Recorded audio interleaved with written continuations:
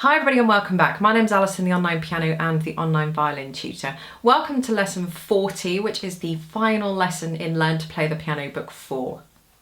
So Learn to Play the Piano Book 4 is a follow-on series from books 1, books 2 and book 3. Book 5 will be out later on in this year. And what's new for book 4 and book 3 is that they now are available with a songbook which is accompanied with them. So the songbook contains 10 pieces which are made up of well-known classical pieces and some original pieces by me. And these are like extra kind of addendum books.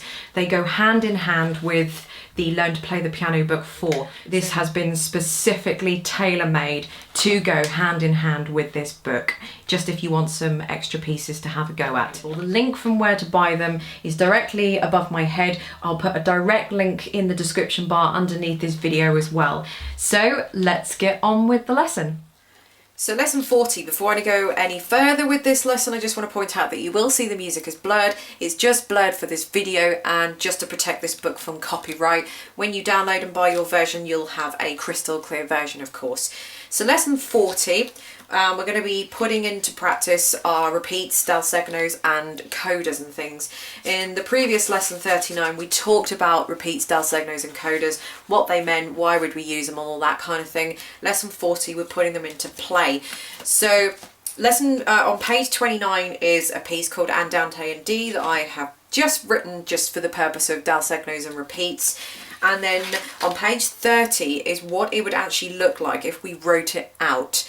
And what I wanted you to do is, before you go on to page 30, and before, you might want to pause this video in just a second, but have a look at the start of music. Have a look and go through the start of the music all the way to the end and see if you can work out where you go to and from. So do that, pause this video and do that now. Okay.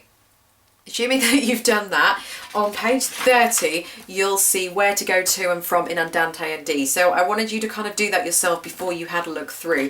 But basically I'll take you through it. So you start from the beginning, and when you get to the end of bar 8 you see there's 2 repeat signs here. So we go backwards, we're either looking for one which is the opposite way to this, or if there isn't one we assume we go back to the beginning, and we do go back to the beginning.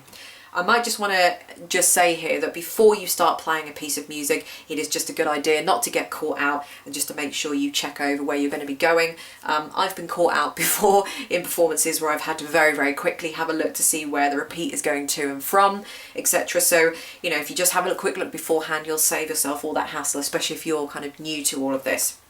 So get to the end of bar 8, then we repeat back to the beginning. We only do these repeats once. We don't obviously keep, otherwise it'll be like Groundhog Day. We'll just keep going round and round and round. So you go back to the beginning, you play all that through again. This time we carry on. Now we carry on till we get to the end of bar 13, 14, 15. So we get to the end of bar 16. Ignore the coda for the minute, because 2 coda, that doesn't mean anything yet. We haven't got there yet. So we need to get to the DS al segno. So where's the DS? It's up there. So go back to the DS al segno. So we go back to the DS al segno, which is the beginning of bar 5. Play all the way through. We don't need to do the repeats. We've already done that. And then it says to coda. So when we get here, we go to the coda, which is down the bottom here, and then we play that last little bit there. So it might look a little bit confusing, but I mean, once we've done the signs, we've done them once and that's it, we don't do them again. Otherwise, I mean, we'd keep repeating from bars 1 to bar 8 over and over and over. So once we've done it, we've done it. When we get to the dal segno at the bottom and go back to the dal segno, that's it. We don't keep going to the dal segno, because again, we'll be going round and round and round. Once we've done that dal segno and we hit the coda, that's it. We go to the coda, and basically we can't finish it with those last 2 bars because that's not what the music says, but these are the last 2 bars we want to finish it with. So this is kind of a shortened version that I've put in to kind of demonstrate where you're going to and from, and each piece will vary. I can't tell you what each piece is going to be like because it'll vary. All I can tell you is what the instructions are, what they mean, and what you need to look for, and that will tell you where you need to go to and from. So I'll play that to you in just a second, but if you just have a look on page 30, that tells you where you go to and from, which is basically what I've just said. And this is just a little picture of what andante in D would look like. So the original one on page 29 is only 18 bars long, and it fits quite nicely on one page. If we were to write it out without the repeats and without the codas and the dal segnos, it pretty much doubles up to 36 bars, and it goes on 2 pages. I've just condensed them and made them smaller just so they could fit on this page, but if they were blown up big, one would be here and one would be here. So these fit 2 full pages, especially if you've got a page turn in between. You know, why would you want to do that? Why would you want to look at all of that, you know, when you can just look at that? And you might think that actually this looks easier because you're just having to follow it through from start to finish, but honestly, once you get the hang of codas and dal segnos and things, they're very, very easy to do, and you'll just start reading them as if you were just reading a book, and it wouldn't mean anything different to you. It would just be second nature. So like I said, these are more, like it says in the book, these are more associated with pop songs. So if a lot of you like playing your pop music and your film music and all that kind of stuff, that's when you'll really start to see all of these, which is the reason why I've put these in now. So I'm going to play andante with D, the full version with all the repeats, all the codas and all the dal segnos.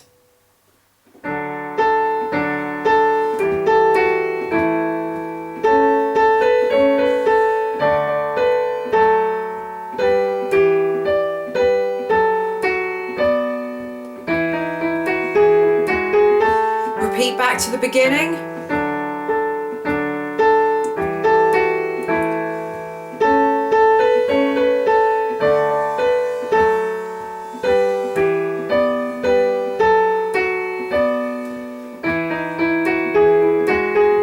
Carry on.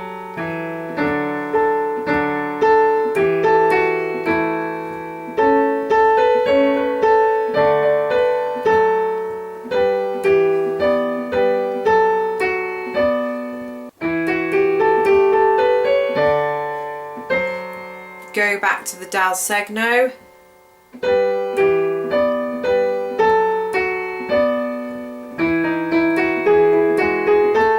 Carry on.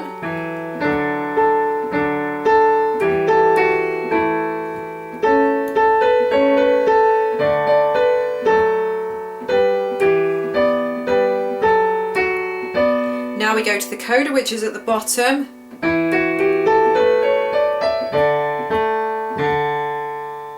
So it might sound just a little bit repetitive, but I mean, that's just the nature of the piece. I just wanted to write a piece that was really simple, nothing that was kind of 20 pages long or anything. So it's just, hopefully this just reaffirms and just gives you the idea of the dal segnos, repeats, and where you go to and from. But like I said, just give yourself a heads up and look through the music first, otherwise you will be caught out, especially if you do have something that's maybe 3 pages long. You get all the way to the dal segno. The dal segno is not on page 3, it's not on page 2, but it's all the way somewhere down the middle of page 2, and you really don't want to be finding that in a hurry. So if you know where it is, you know exactly where to look to, and everything can be nice and seamless. So I hope you've enjoyed the entire course of lessons from book 4. Don't forget the link of where to buy book 4 and the songbook 4 will be linked directly in the description bar underneath this video. Thank you for watching, and I'll see you in the next lesson.